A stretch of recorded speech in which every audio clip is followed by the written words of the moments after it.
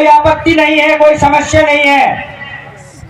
समस्या है तो यह है कि जिसको आरक्षण दिया जा रहा है वो सामान्य आदमी बन ही नहीं पा रहा है। समय सीमा तय हो कि वह सामान्य नागरिक कब तक बन जा सकता है। किसी व्यक्ति को अगर आरक्षण दिया गया है तो वो किसी सरकारी नौकरी में आ गया, अब उसका वेतन 25,000 से 50,000 में, इससे भी अधिक। पर जब उसकी संतानें हुई तो वह भी पिछड़ी ही पैदा हुई। उसका जन्म हुआ प्राइवेट अस्पताल में, पालन पोषण हुआ राजसी माहौल में, फिर भी वह गरीब, पिछड़ा और स्वर्णों के अत्याचार से मारा हुआ।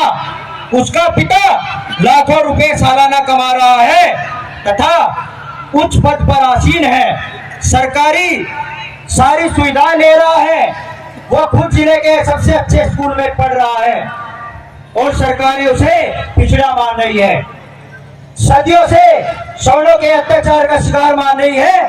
आपको आरक्षण देना है बिल्कुल, तो उस पर उसे सरकारी नौकरी देने के बाद तो सम्मान्य है कि बस जाति विशेष में पैदा हो गया। मैं आप सभी भाइयों से कहना चाहता हूं कि आरक्षण अगर एक किसी विशेष व्यक्ति को मिल गया या किसी व्यक्ति विशेष जाति को मिल गया तो इसका मतलब ये नहीं कि वह पिछड़ा ही रह गया। जिस व्यक्ति को आरक्षण मिले उसकी अगली पीढ़ी का आरक्षण खत्म कर देना चाहिए, क्योंकि जो सुविधा वो पा रहा है उसकी सुविधा अगली पीढ़ी को मिलनी चाहिए, किसी और जाति के लोगों को।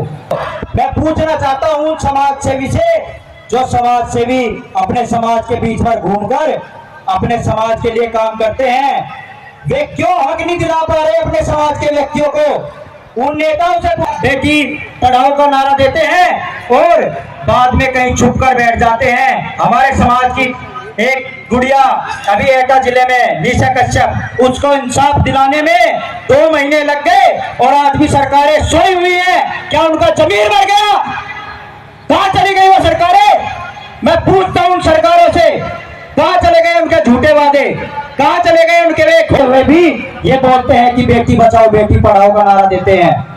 कहां गए वे लोग जो बोलते हैं कि हम उस व्यक्ति को विशेष को ये हक देंगे और फिर हक नहीं मिलता? कहां गई वो सरकारें? पूछना चाहता हूं मैं आप सभी से। मेरा भाइयों, आप सभी से यही निवेदन है, जितने भी संगठन आपके आसपास में बने हुए हैं सभी संगठन एक हो जाओ। जय महर्षि कश्यप।